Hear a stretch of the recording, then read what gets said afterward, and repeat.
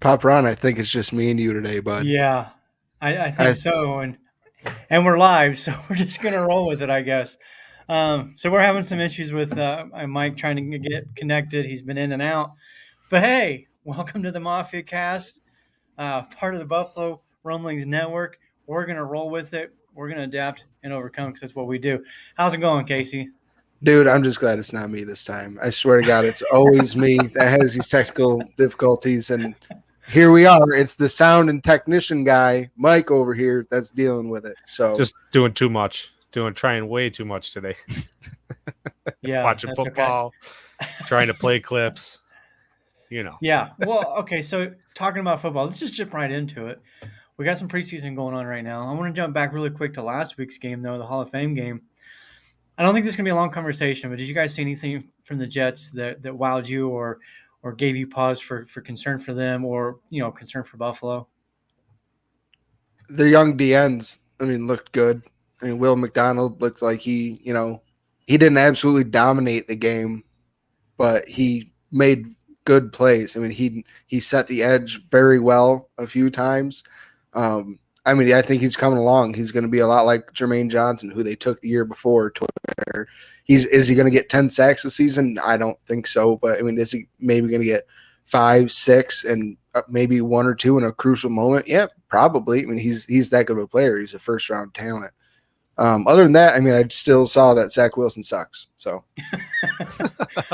Well, I mean, it is getting the right Hall to of it. Fame game. That's the Hall of Fame game is probably worse than even a regular preseason game because there's like almost nobody plays in that game of any note. But Kate or Mike, did you see anything out of that game that stood out to you? Other than what Casey kind of got at, nothing really stood out too much to me at all. It's tough with all the different faces you're seeing in the game, and we'll you say, complete a well, couple passes. I guess Yeah, the one Amazing. highlight was probably Dorian Thompson Robinson. I Yeah. mean, he looked, I mean, granted, the Hall of Fame game with a bunch of scrubs out there, but like he played well for what he was given. It was, I mean, I was impressed by it. I liked him coming out of the draft, so I did that was too. nice to see. Yeah. Yeah, I kind of Thought followed he him a was at little least bit. deserving of being His drafted. his his last year at college, I kind of followed and watched their bowl game, and I did. I came away impressed as well with him. So I was kind of curious to see him play that night. Other than that, yeah, I'm with you. I didn't really see much. Like I said, there's not a lot of guys really playing that game. We're not going to see Aaron Rodgers. Maybe he plays in week 2 or 3. But we'll see. Since the league went to the 3 preseason games, the format or how the teams manage those is completely different, and they all do it differently. Where in the past we kind of figured, okay, week 3, that's when we're going to get to see the starters versus the starters for the most part, at least for half a game. Now it's just a whole bunch of backups and things like that. What about tonight? I do want to, because I mentioned this earlier. I actually got invited onto a Houston Texans podcast because I do cover the team a little bit for Fansided, but and I brought it up during that show, and I'm seeing it kind of in this game already. I have it paused now, but before I paused it, the Texans are going to struggle with protecting anybody, um, whoever the quarterback ends up being, which is probably going to be Stroud. But what are you guys seeing so far? Well, I'm seeing right now that they already yanked Stroud. So that's something. I mean, and the very first play I just saw right there, Davis Mills, there was pressure coming right up at him, right from the middle. And like the announcer said earlier, that's not where you want pressure, especially like on a young Yeah, quarterback. I mean, I don't like they can deal with the edge pressure a little bit better than someone just coming right up into their face. But Davis Mills, I mean, got that ball out. It wasn't a completed pass, but at least he got it out. And the last time we saw Stroud do that, he ran backwards and took that big sack. Um, yeah. I'm just happy John Mechie's back out playing football. That's all. That's really all I have to say about the Texans.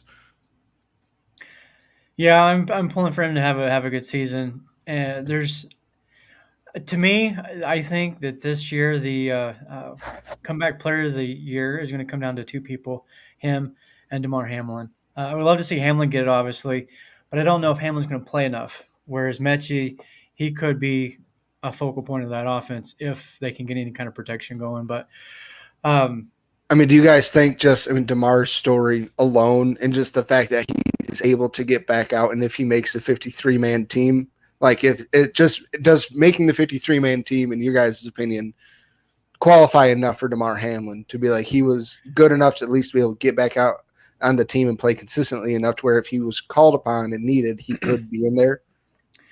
I think that's going to depend on Mechie, because Mechie's story is pretty intense as well.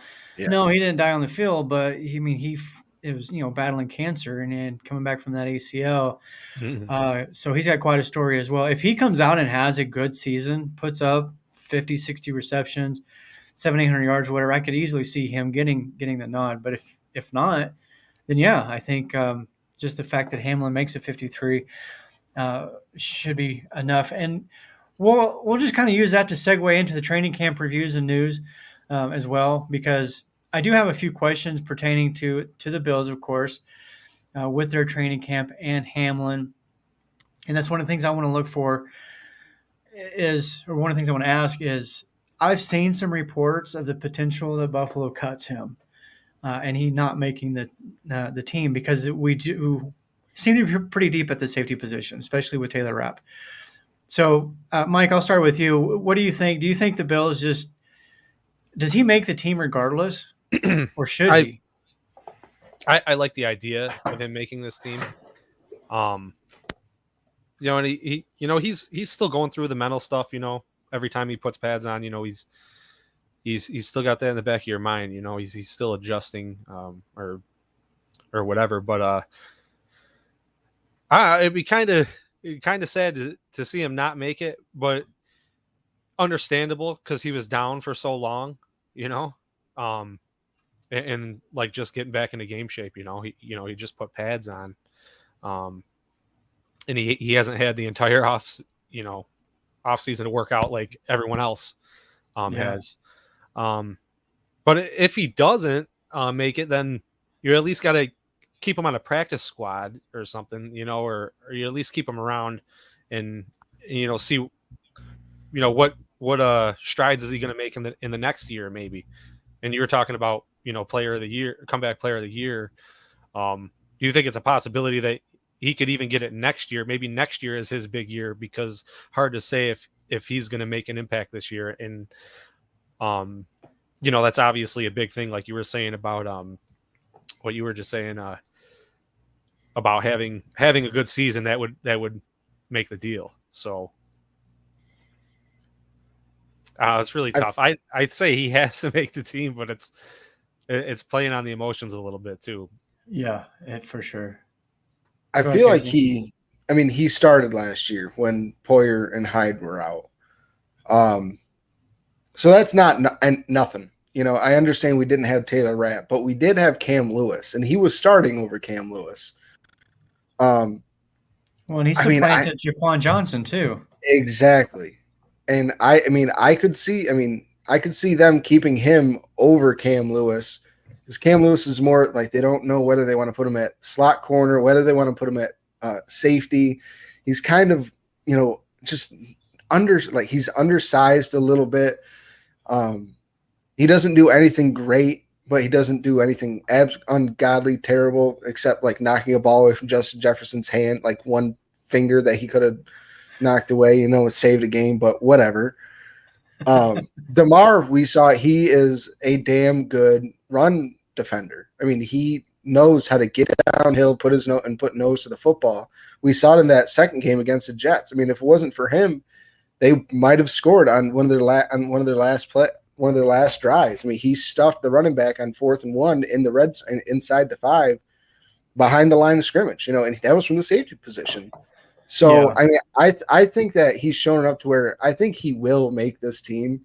I can understand how if he just doesn't have a great camp, if it's clear that he just can't get his feet underneath him, if he can't trust his own body again and his own mind, not even just subconsciously, he doesn't even know he's doing it. He's just holding back a little bit.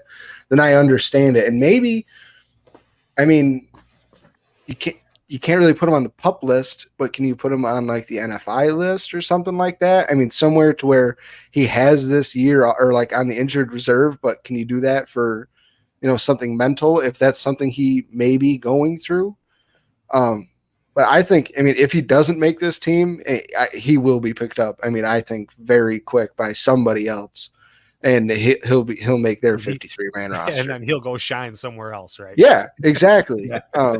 Whether he becomes a star or not, not that. Oh yes, we need Damar Hamlin's story to stay relevant in the news or whatever, like this and that. Like that's not what it's about. But like I could see it happen to where like Bills Mafia would be like, is he kind of like turning on us a little bit? Like we were there through him at the lowest point, and now he's just gonna dip out. Yeah. I think worst case scenario is practice squad, but I think he ultimately makes a 53 because he does provide depth. He knows this defense. He has that experience. You've got guys like Zane Anderson, and then I would say that he's probably fourth on the safety depth chart. Yeah. After Taylor Rapp. Yeah. But and I think that's important, especially after what we saw last year with multiple injuries.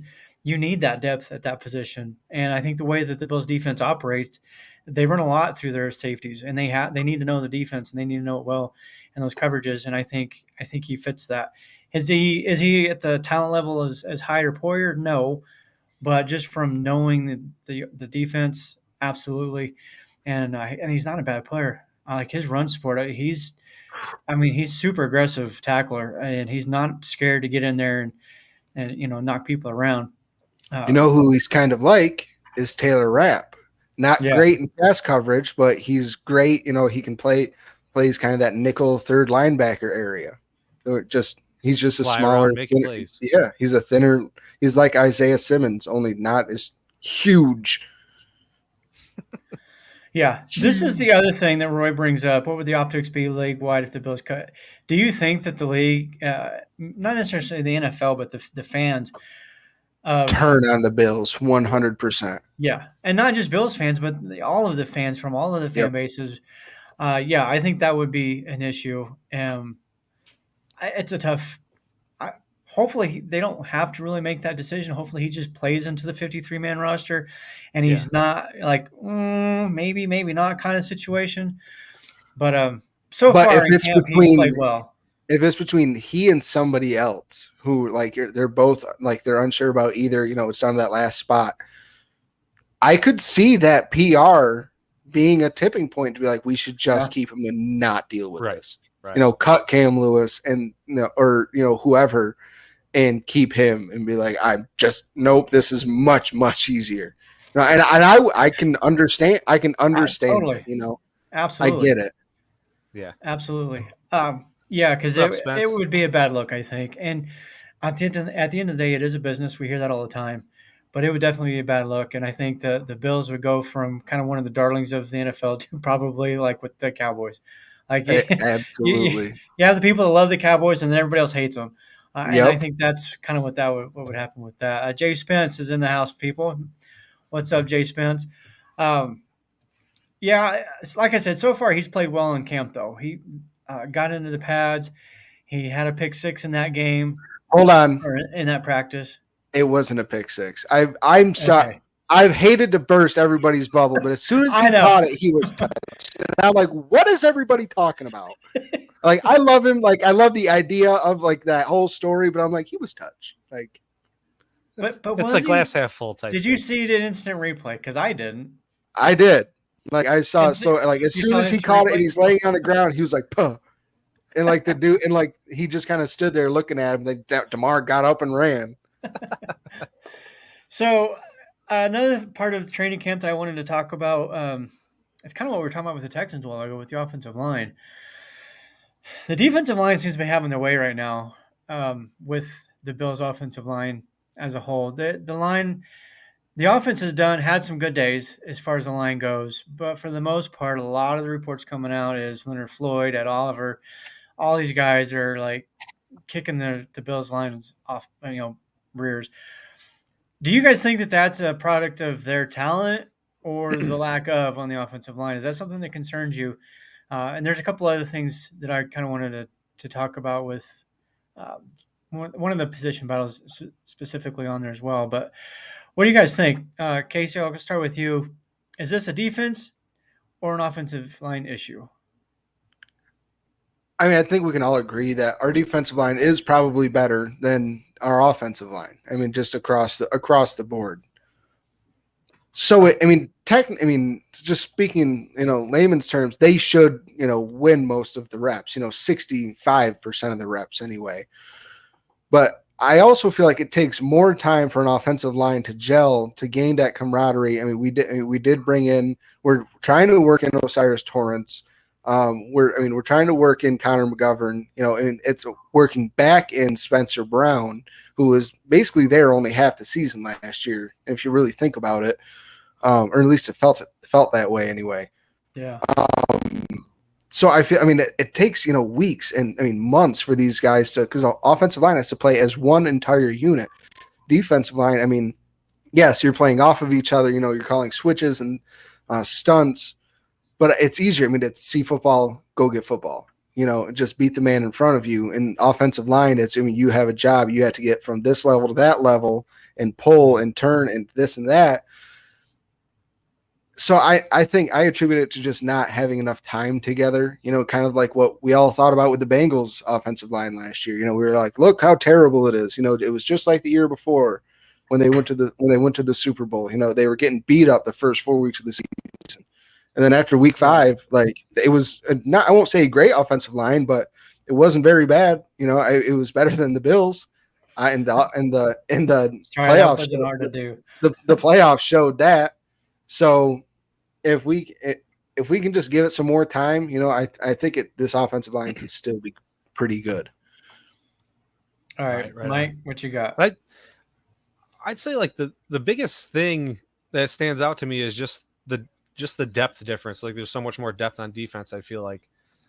So maybe that sort of helps out, a bunch. But sort of what I've taken from it, or what I've kind of heard is, like it's one day and then the next, like the offense has a good day, the defense adjusts, and they kind of been going back and forth. But I think depth definitely plays a big factor. And you have more options across the board. And like Casey said, the defense, I don't think you have to gel as much. You're just attacking. Yeah. And well, you got guys trying to get to second level, and it's easier to blow that up than to have a guy. Well, and it sounds like Epenesa's really coming into his own this year. If he really goes to, it does take that step forward from 6.5 sacks on 40% of the snaps last year. If it sounds like he and Leonard Floyd are going to be like vying for playing time while waiting for Von Miller out. So what you have Leonard Floyd, who's like one of I think it's 3 players in the last 3 seasons to have 9+ sacks in the entire NFL. You got Groot, who 3rd year coming into his league, who's an absolute freak of a human being, an athlete. AJ Epinesa, who is turning into what he was supposed to be. Ed Oliver, who might be turning into what he's supposed to be. He's always been consistent at getting pressure, and busting up through the middle of the line, not always producing the sacks. Then Daquan Jones, Poona Ford, and Tim Settle. That's good. That's a very good defensive line. So beating up an offensive line shouldn't be too shocking when you've been playing against them for the last 3 weeks. Yeah. Yeah, it'll be interesting to see. One of the things that I heard, quote from Leonard Floyd, not necessarily a quote, but he was saying that the defensive style was just attacking. And I don't think I've ever heard a player from the Leslie Frazier regime say that about the Bills defense. Attacking style. And so to your point, the offensive line needing to gel, I think there's a ton of depth and talent on that defensive line of the Bills. And they're doing this without Von Miller. So when he gets back in there too, and Jordan Phillips for that matter, hasn't gotten out on the field yet either. So that's 2 more guys that they're going to add to the depth. The one thing on the offensive line that it's not really a concern, I guess, but more of a hope. And I know from the red and blue game last week, Ryan Bates got the start over Osiris Torrance. It'll be interesting to see on Saturday who gets the start there. I am really, really hoping that it's Torrance. And not only because, one, the ceiling is obviously higher for Torrance. I don't think anybody can question that. Maybe Bates is a better option right now. Maybe because of the experience. But if Torrance can win that spot, he goes in there. what Bates provides for this team is huge. The depth that he can offer them because he can play both guard positions and he can play center. I really would like to see Ryan Bates in that role, becoming more of the backup center, maybe even the future at the center position because he can play it, and if he focuses on it, I think he could be good at it. Because we don't know what's going to happen with Mitch Morris. So Um, my expectation for Saturday is Mitch Morris doesn't play, and that they do have Bates starting at center, and they have McGovern and Osiris starting at the guards. So that way you can get a look at all three of them, all three right next to each other. I understand, Bates is, I guess playing a little out of position, even though he has played and does play center for us when needed. But it's not his first position, but it still allows the two new guards in there with somebody who generally knows what they're doing at center to play along the two starting tackles, at least for a series or two. Yeah, and the thing with Bates, again, if he could focus on that position, the center position, and made that his primary as opposed to the guard, because I love Mitch Morris. I think we all do, and I never wish for any injuries or anything, but he has the concussion history. And if he comes out, I would rather have somebody on, in the waiting that I'm confident stepping into that role, which I would with Bates. But who are the other options? We had Greg Mance, who hasn't done anything. I would be scared to death if I was Josh Allen. And I had to take. Well, that's another one that's great for the guard position too, though. Like they have. He also played center, and they've got Edwards too. Edwards is a great depth option at the guard. We need somebody who is more focused on the center besides just Mitch Morris, and I want that to be Ryan Bates. I think it is. I think it's clearly been made that he's the center. I think he's the center in waiting, which is why they were so willing to give him that contract and match that offer sheet from the Bears. Because when it happened, we were all like, "Ooh, Bates got it." That was a payday. Yeah, I think this is probably Mitch Morris's last year. Roy, if Mance is playing center, we're in trouble. Run. Yeah, which is exactly what Allen's going to do. He's going to take the snap, assuming that the snap is good, and then he's going to run. Hey, Reed Ferguson could do the long snap. Why can't he do the short snap? That's the thing, I guess. I don't know. Dude, don't look at me. I don't know. He is about our size. Yeah, that might have something to do with it. Maybe. I'm looking forward to seeing who starts where on Saturday. Another position battle that we've seen, and this one is probably the most intriguing for me. Let me back that up. So the guard position, that right guard spot, is to me the most important. The most intriguing is the corners. Yeah, it's been so much fun watching these three guys battle for it. At one moment, you thought, oh, it looks like Dane Jackson's got it. He's starting to get more reps. Oh, wait, Kyrie Elam had a fantastic day at camp. And I believe Elam started the red-blue game, correct? Yes. And then the very next practice after that, everybody's talking about, Benford's out. And then he goes out and has a 2-pick practice day, and he's right back in the conversation. This is fascinating to watch. And I'm comfortable with whoever wins it, honestly. I really am. Yeah. I think CB2 is in good hands with any of those three guys. So here's how I'll put it. Christian Benford, highest upside. Kyrie Elam, best athleticism, probably the best right now. Dane Jackson, you know what you're getting, which is why I don't it's why I don't think he should be the starter. I do agree, you know exactly what you're going to get out of Dane Jackson. He is exactly what you want from your first corner off the bench.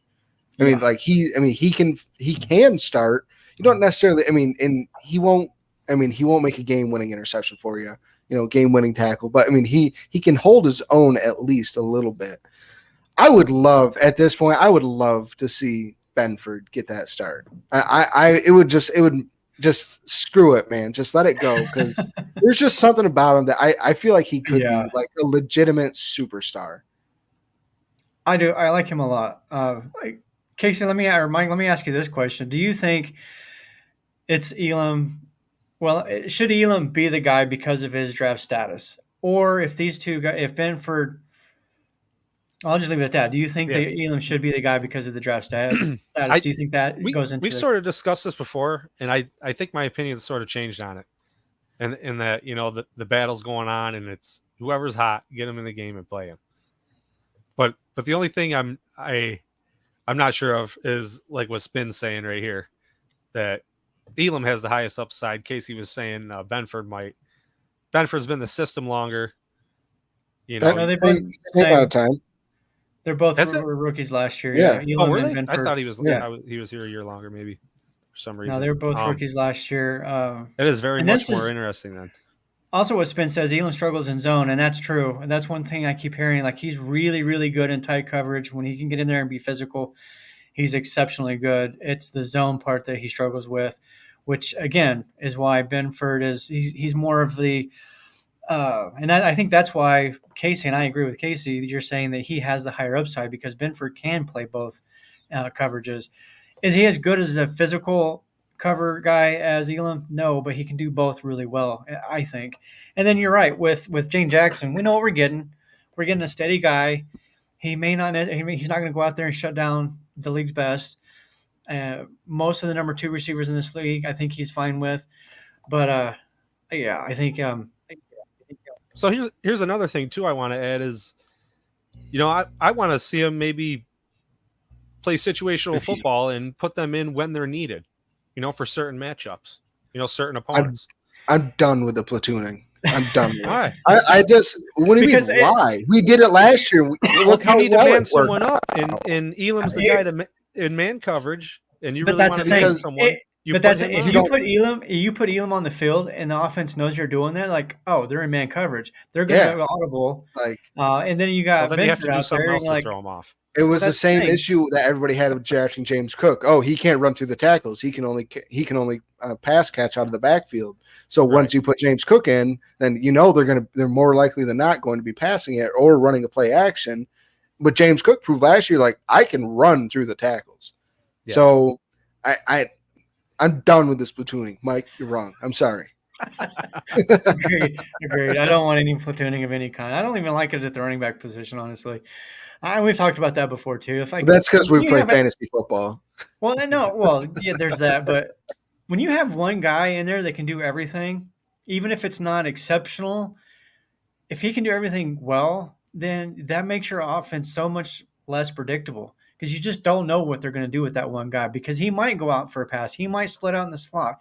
Maybe he goes up the tackle. Maybe he runs around. I mean, you just don't know. But when you have 5 different running backs in your roster and each one has a specific thing they're good at, and then they come out on the field, that kind of tells the defense what you're doing. And which, that's no good. We don't want that. We want to be unpredictable. We want variety. We want flexibility. All the things that Dorsey was being given crap about last year. We want him to be creative. You can't be when you have one guy that can do one good thing, and that's it. Which, speaking on the running back position, which is why I was thrilled we signed Damian Harris because he's proved that he can catch he can catch the ball out of the backfield because that was look at it fantasy wise. Ramondre Stevenson's value was as a pass catching back the last 2 years, and then last year, I mean, I know Damian Harris was hurt, but when he was in there, Stevenson was nothing because Harris was able to catch, they were throwing the screens and the swing passes to Damian Harris. So he's proved that he can do everything. He can be a 3-down back. Same thing with James Cook. So they won't really know what's coming. Yeah. Do you think, and talking about the running backs, because everything I'm hearing, Cook is taking that number 1 role and running with it. Dorsey's even said he sees him as a 3-down back. Do you think that that's what we're going to get? And I was listening to a fantasy football podcast earlier today. They were talking about the running backs, and they were talking about James Cook and Damian Harris, and they were saying that the issue with Cook is he's not the goal line guy, right? And that's fine. Maybe he's not. Maybe it's Murray or Harris. So, what's your if you were to kind of stat out Cook, what do you expect? Do you think he's going to be an every down guy? With the exception of maybe the short goal line type of stuff, or is this going to be a 50-50 split between him and Harris with some Murray sprinkled in there? I think what you said first, go ahead. Exactly that, is that he should be the every down back except for maybe short yardage, goal line, things like that. Yeah, even if it's like 3rd and 1 and you're somewhere between the 20s, I still want Cook. Like if it's 1st and goal on the 1, okay, let's bring in Murray or Harris. I'm fine with that. Right. But I would love to see Cook just run with it and be the guy, and just take it and like I said, be the guy. What do you think, Casey? I mean, when you say goal line back, like, are we talking about when? I mean, if we're at the 2 and in, or is it when we're at the we have a 1st and goal, at the 9? Because if we're at the I'd 9, say inside the 5. Inside, see, even that's pushing it. Like I would still, if we're at the 5, I would rather have James Cook in, because that's But still just enough. Then I give me Latavius Murray. Right. But from the basically from the 3 and out, I would rather have Cook, just because he has that speed to get to the edge. Especially, even at the 1, I guess I'm contradicting myself, because you run a toss, he has the speed to just beat everybody to the edge. We saw it in the red and blue game when the Bills were backed up at whatever it was, the 1 or the 2, and he busted it for 45 yards on a simple weak side stretch play that he was just able to outrun everybody except for one guy, but still. Yeah.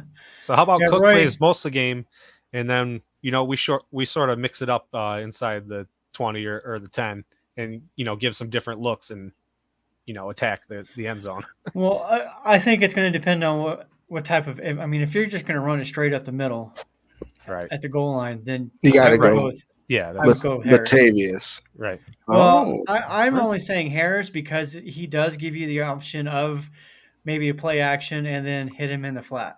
Whereas he's harder to see behind the lineman too. Because he's short. Yeah, true. True. No, I'm just Well, seeing Latavius in person for the first time in about 15 years, I forgot how big he was as a person. No, he's monstrous. So the other thing that Roy brought up a while ago, we had that up there. The comment was the injuries. He's got the injury history. I believe he got, I think it was a hamstring today or yesterday, maybe. Was it today? Harris? I think I saw that. Yeah. He missed yesterday, and he came back. It was either his knee or his hamstring. Yeah, I can't remember. But he's it's just like day to day, more so. Just probably a strain. Make sure don't overwork it. He probably won't. He either didn't practice because they're saving him for Saturday, or they're just keeping him out this whole week. Just to not aggravate anything. Well, and with that, since with the injuries and everything, and we know that Josh Allen is probably not playing this weekend. We know they're not playing. But what are you guys looking for on Sunday or Saturday? What I guess if you were to say, give a bold prediction or whatever, what is that? Mike, go ahead. What it's sort of what we were looking for at training camp is, see what guys are, in group 1 working together, if we see them on the field, or, what guys are teamed up and schemed together.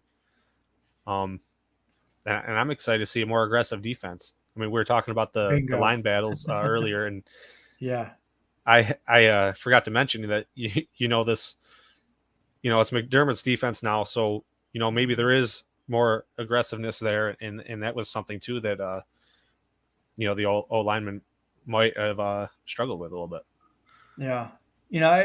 I'm going to jump in really quick, Casey. I did an article the other day talking about McDermott. And one of the things that I was looking for in this game was to see if he brings it. Is he going to be aggressive in this game? And I think to a point he's going to dial it back anyways, because it is preseason. I don't think he wants to put all his cards out there, right? But the other part of that too that I don't think people are talking about is the game management, clock management. How well is he going to be able to do both? Can he be the head coach and the DC at the same time? So that's kind of part of the thing, what I'm going to be looking for this weekend as well, to see how well he handles both of those. Mm-hmm. So one thing to note that we passed over about camp news was Terrell Bernard did not return to practice today and continue practice after going into the blue tent. So that's something that I was really looking forward to on He's Saturday. The one with the hamstring. Is that who it was? That's who it was. I knew I heard somebody. It was him. Yeah. Damian Harris with his knee then. Yeah. So it looks like, Dodson's going to get the first opportunity to run with the ones. He's going to be playing. on Saturday. They're going to get everybody in with as much as the first team at middle linebacker, in my opinion, as they can. I bet you. I know they've counted them out, but I bet you they even throw Balin Spector in, just because. It'll probably be Dorian Williams and Balin Spector a lot. They'll have Christian Benford out there. I bet you they have Benford and Dane Jackson out there at one time. But we're changing the defense. If we're going to change the defense as much as we are, they can't just not employ some of it. If we're going to do it, you have to do it. You have to practice it. So, to Roy's point, I think he will blitz Richardson a little bit. They got to do something about just working in the new plays, working in the new system. You have to get your feet wet a little bit. You can't go into the season and never running half of your defensive plays because you didn't want to show anything in preseason. Right. You mentioned Balin Spector. Let me ask you. So it sounds like, for all intents and purposes, he's out of the competition. But the reports out of camp is he's playing really, really well with the twos. So it's almost like he's kind of in between the ones and twos at this point. If he goes out and balls out on Saturday and looks like what we saw in last year's preseason, do you think he has an opportunity or could insert himself back into that conversation after this weekend? I do, because I think – wow, I'm sorry. That was an amazing escape by Zappy. I think whoever flashes really does. Hey, I'm a good multitasker. Whoever flashes and plays the best whoever flashes and plays the best in preseason, I think is going to win the job, which is why Terrell Bernard going down today, that sucks. Because I really want it to be the best out of these three guys. Whoever wins it, I don't care who it is. Personally, yes, I'd like Spector because I like him as a player, saw him in college. But I just want the best football player out there. And if Spector just goes out and balls out, like you said, like he did last year and leads the league in tackles and in solo tackles in the entire preseason again, it's going to be hard to turn your cheek, especially if Dodson just doesn't show any improvement. If he just still looks like the same player he has been the last few years. And then if Bernard's out, then how can you can't really judge too much off of that. Yeah. Roy brought up a point a while ago, question whether McDermott will call blitzes on Richardson. And not necessarily to that point whether he'll call blitzes or not, but I am curious to see how our front seven handles Anthony Richardson. Regardless of how good of a passer he is or is not, he's going to run. Can our defense contain him? Can they get him down on the ground? If he runs all over the place on them, does that concern you going forward?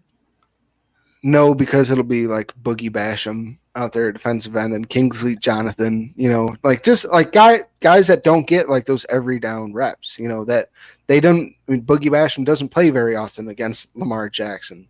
He didn't play that much last year against him. But we've also played well against these Russian quarterbacks. Kyler Murray, he didn't run all over us. He got lucky when he beat us with a Hail Murray. Lamar Jackson, and we've seen what we can do to him. We had Leslie Frazier, whether it was Frazier or McDermott, they were very good at just containing the pocket and not letting Lamar escape. So that's the one area that I don't have too much concern about, I guess, is we've done it in the past. I don't see how this will be any different, I guess. I saw a comment on social media a couple of days ago. Somebody was saying that the Bills front, I don't know if they were saying front four or front seven, is the fastest statistically in the league. I don't know where that came from, but I thought, that's be kind of cool if that is true.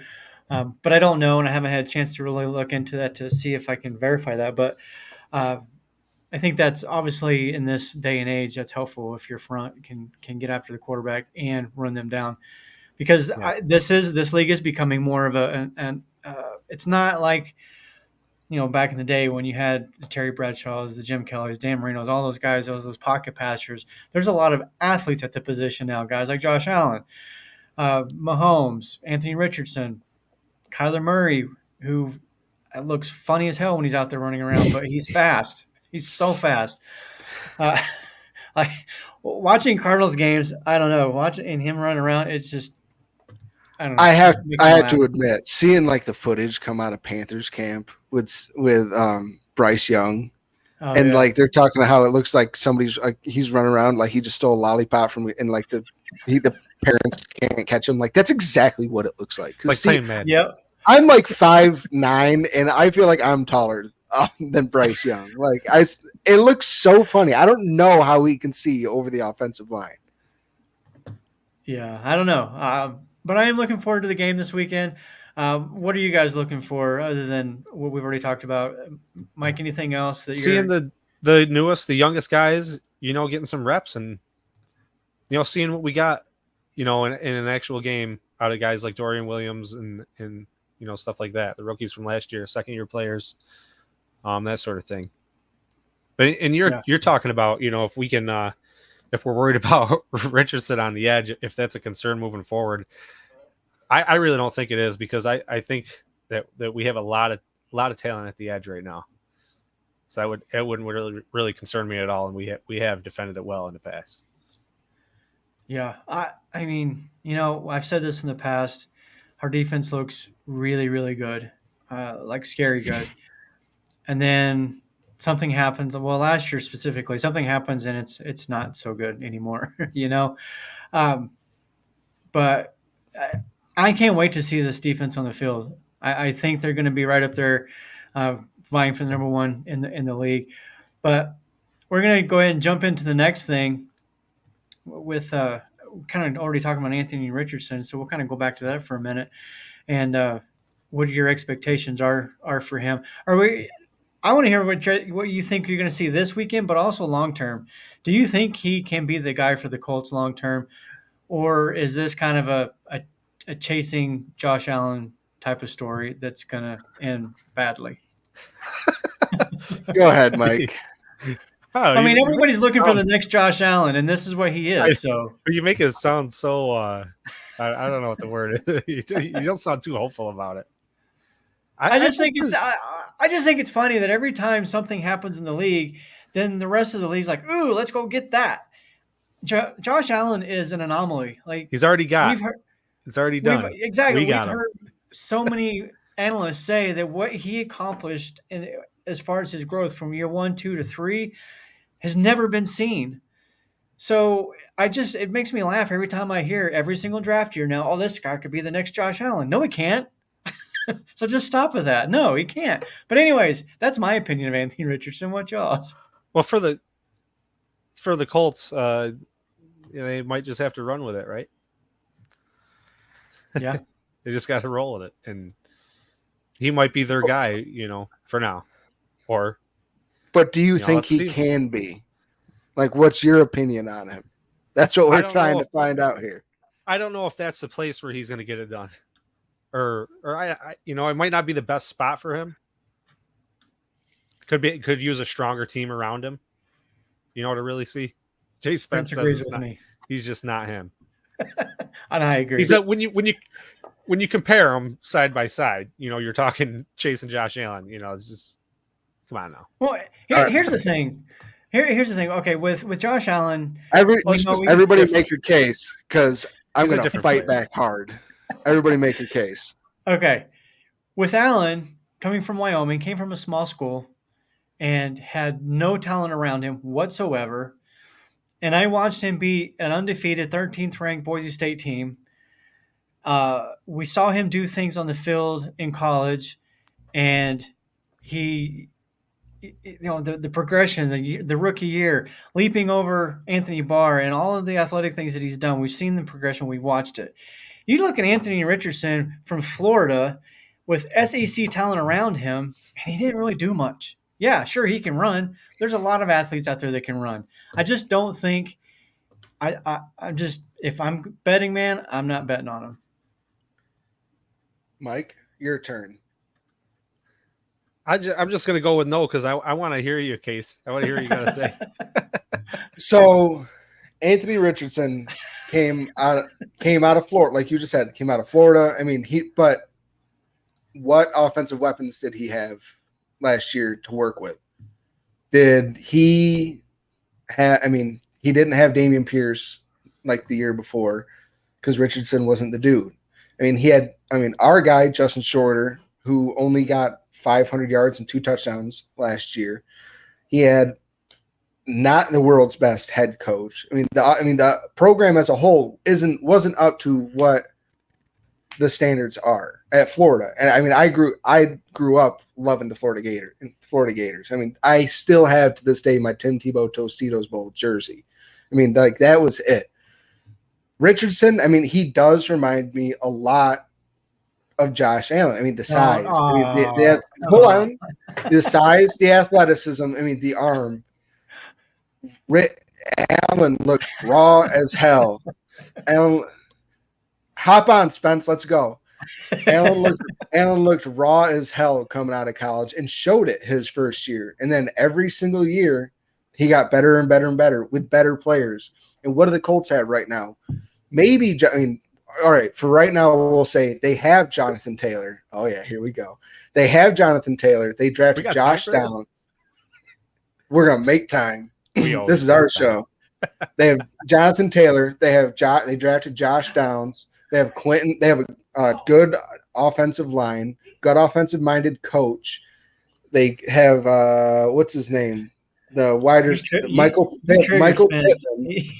I did trigger Spence. They have Michael Pittman. So they have a good offense around him already. If he can just do the basic things and just learn a little bit more and grow a little bit more, then yeah, I can see him being good. Spence, you want me to bring you on, or are you going to come on yourself? Or are you just praying before you come on?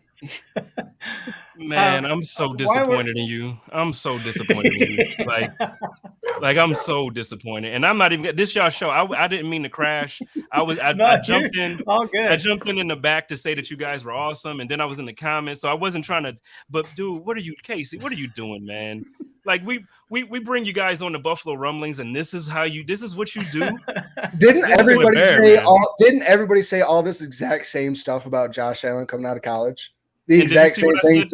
I said, all I'm hearing is excuses about Richardson. I'm gonna give him the same energy they gave Josh. When Josh came out, they was dragging that dude for the first year and a half, 2 years. That's how I'm gonna talk about Richardson until he shows me that he's not a bum. He couldn't even get Shorter the ball.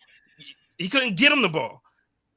Yeah. Dude, see, but I was one of the ones that I was like, Josh. I was the one that wanted Josh Allen the entire time because I saw the intangible. So you saw the size. So like I just take that same mindset. I wasn't having a vendetta like yourself. Listen, I love you, man. I love you.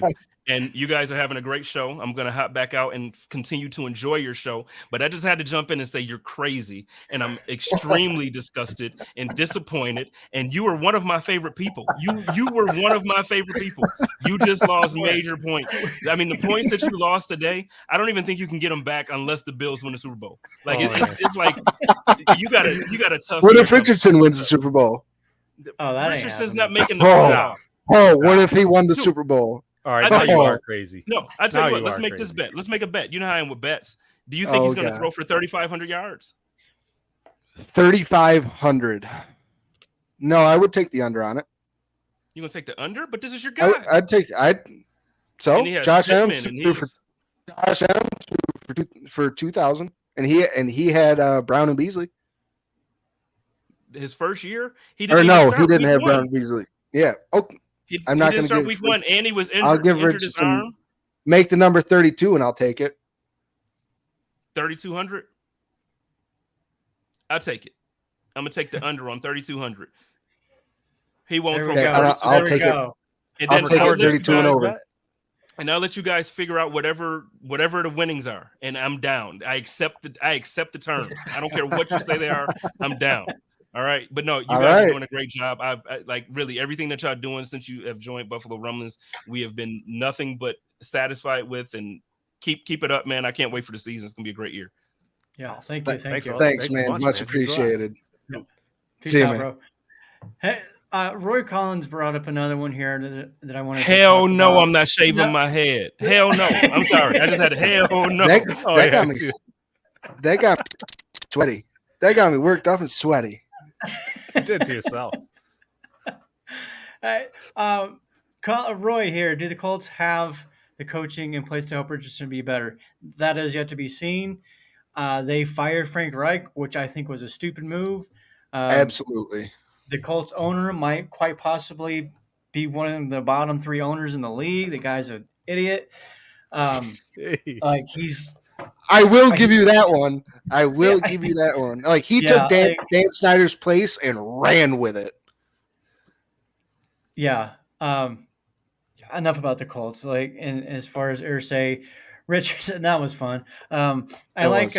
Here's one for you. Jessica says a Richardson tattoo. Now I don't have any tattoos. I'm a clean slate. That's not. I just got a new tattoo machine case. Here you go, Mike. Here you go. Put one right here. Man. Oh, that was great. That was great. Thanks, Spence, for coming on. That was pretty fun. One more thing for this weekend, the Saturday game, return of Lil Dirty. Did you guys hear what I believe it was McDermott said with this upcoming game, how he's going to make sure and double and triple team McKenzie for this game to make sure he can't hurt him? Because we're going to see how much of a threat he is with Anthony Richardson on Saturday. That's all I got to say. He should know how to defend him. How to defend McKenzie? Just cover him. You're fine. Right. No, just throw the ball to him because he'll drop it. Oh, stop. Leave him open. Leave him open. Okay. You got to give him a little love. I love Isaiah McKenzie. We do. Yeah, like when he muffed that kick return and he, had 2 drop passes that turned into interceptions. But he has the Patriots number. A lot of negativity. Like he always played really well against the Patriots. He did twice. You can't say always. He did twice. I'm just trying to give him the Giants never lose to the Patriots. They beat them twice in the Super Bowl. Okay. Here's another one. Let's do this one here first. Jay Spence needs to dye his hair bright pink for a week and can't wear a hat on stream. That might look pretty cool. Oh, I don't know. So one of y'all is going to be going pink. Here's one. Make Spence wear a Richardson jersey on his show next year if he loses. So that means you would have to wear a Richardson jersey. I would. On our show. And then... As long as Roy buys a jersey, we can do the bet. I'm not buying it. I don't believe in him that much. So what's the stipulations, though? It's 3,500 yards? 32. 32, right. He took the under, and I'm taking 32 or higher. If he throws for 31, I'm going to quit Buffalo Rumblings. John Robert here says, I hope Bernard's hamstring isn't too bad. Casey, you said something about that earlier, right? Yeah, he was the only one between Diggs and Leonard Floyd and himself who all left practice today. And Floyd and Diggs at least returned to the sideline, and they were just, hung out of practice or taken out of practice. But Bernard never came back. So that's definitely something to look out for. And like I said, that sucks. I mean, that I was really, really looking forward to getting a full preseason of the 3 of Bernard, Spector, and Dotson, and to really find out of those 3 who is the best. And at this point in time, just from the news that we currently have, it doesn't sound, terrible, but it doesn't sound great for Bernard to play this weekend anyway. Yeah. Yeah. All right. Want to rest that. We're going to kind of recap from last week. So the 3 of us do have our own bet as well. That whoever of the Bills scores the first touchdown of the 2023 season, obviously preseason does not count. So just going to throw that caveat out there. I took Davis, and Casey took Cook. And then Mike. I took Jane Cook. Yeah, I'm going with Kincaid. Because why? Why the hell wouldn't you? So the bet is very simple. Because I don't want to lose. Okay, bet is very simple. Go ahead. It's very simple. If one of those 3 guys gets the first touchdown, the other 2 guys get a pie in the face, which we will do live at the stadium and the home opener at the Bills Mafia house. There you go, at the Bills Mafia house. So look for us there. We all 3 of us are going to be there. And if none of our guys score the first touchdown, then we're all going to get a pie in the face. And let's make it simple. Let's make it like a good old fat whipped cream pie. We don't wait till week. Yeah. We don't wait till week 2. We just all get pies. Oh yeah. What are you talking about? Wait till week 2. You think we're not scoring a touchdown week 1? Well, that's what he's saying. If Whose none of fan our are you? guys score, If But none it's of the our- first if- touchdown of No, the I'm season. saying you if mean- somebody right. other than one of our guys gets a touchdown, Right. then all three of us have to do this. oh man, So, okay, here we go. Jay Spence. How He says much- I would wear a jersey, but he also says I would dye my hair. That's where I think you guys I like should the go. pink hair. The pink hair. I thought that would be sweet. I can't cut I this hair. I mean, this You head don't of have to lettuce. cut is it. too- You're This dying it, not hair cutting lettuce it. is too nice. I'll dye it. I'll dye it. I'm down to do the dye. we can get that All right. hair pink. Hell yeah. All right. So that's the bet.